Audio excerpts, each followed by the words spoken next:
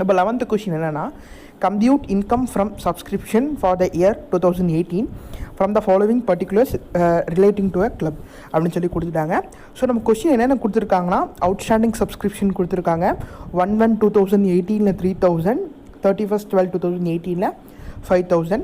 தென் subscription received இன் அட்வான்ஸில் 1/1/2018 4,000, 31/12/2018 7,000 கொடுத்துருக்காங்க. அதே வந்துட்டு கரண்ட் இயரில் எவ்வளோ நமக்கு ரிசீவ் ஆகிருக்கு அப்படின்னா 45,000 நமக்கு ரிசீவ் ஆகிருக்கு அப்படிங்கிறத சொல்லியிருக்காங்க. ஸோ இதை நீங்கள் எப்படி எடுத்துக்கணும் அப்படிங்கிறத நான் தெளிவாக சொல்லிடுறேன். இப்போ அவுட்ஸ்டாண்டிங் சப்ஸ்கிரிப்ஷன் அப்படிங்கிறது 1/1/2018 அப்படிங்கிறது அது கரண்ட் இயரோட அவுட்ஸ்டாண்டிங்கில் ப்ரீவியஸ் இயரோட அவுட்ஸ்டாண்டிங். கிளியராக புரிஞ்சுக்கோங்க. சப்ஸ்கிரிப்ஷனை பொறுத்தளவு கரண்ட் இயர்னால் ப்ளஸ் பண்ணணும், ப்ரீவியஸ் இயர்னால் லெஸ் பண்ணணும் அப்படின்னு சொல்லியிருக்கேன். ஸோ இந்த 3,000 ருபீஸ் வந்துட்டு ப்ரீவியஸ் இயர், ஸோ அதை வந்து நான் லெஸ் பண்ணிக்கிறேன்.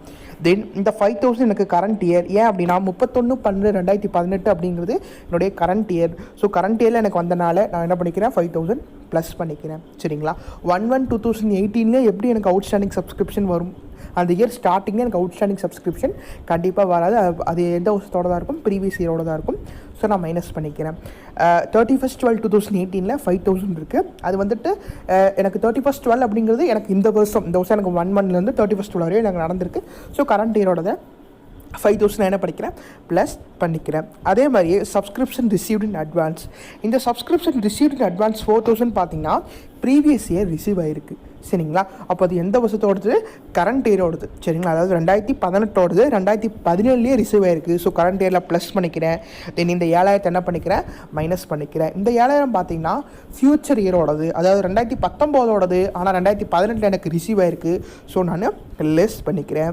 ஸோ இது ரெண்டையும் லெஸ் பண்ணணும், இது ரெண்டையும் ப்ளஸ் பண்ணணும். ஸோ அது பண்ணினா உங்களுக்கு ஆன்சர் வந்து 44,000 அப்படிங்கிறது கிடைக்கும். ஸோ எப்படி பண்ணியிருக்கேன் அப்படிங்கிறத ஃபஸ்ட்டு பாருங்கள். By subscription receive during the year 45,000. சரிங்களா? அதில் ஃபஸ்ட்டு ப்ளஸ் பண்ண வேண்டியது என்னது, கரண்ட் இயரோடைய அவுட்ஸ்டாண்டிங் 5,000 ப்ளஸ் பண்ணிக்கலாம். அதுக்கப்புறம் ப்ரீவியஸ் இயர் அவுட்ஸ்டாண்டிங் 3,000 லெஸ் பண்ணி 47,000 அப்படின்னு போடணும். சரிங்களா? அதுக்கப்புறம் ரிசீவ்ட் இன் அட்வான்ஸுங்கிறது கரண்ட் இயரோடைய அமௌண்ட்டு ப்ரீவியஸ் இயர் ரிசீவ் ஆகிருக்கு. ஸோ 4,000 ப்ளஸ் பண்ணி 51,000 போடுறோம். அதில் ஃப்யூச்சர் இயரோடைய அமௌண்ட்டு கரண்ட் இயர் ரிசீவ் ஆன வந்து 7,000 கழிச்சு 44,000 அப்படின்னு சொல்லிட்டு ஆன்சரை நம்ம எழுதுகிறோம். ஸோ உங்களுக்கு வந்துட்டு இந்த மாதிரி காலம் பேஸஸில்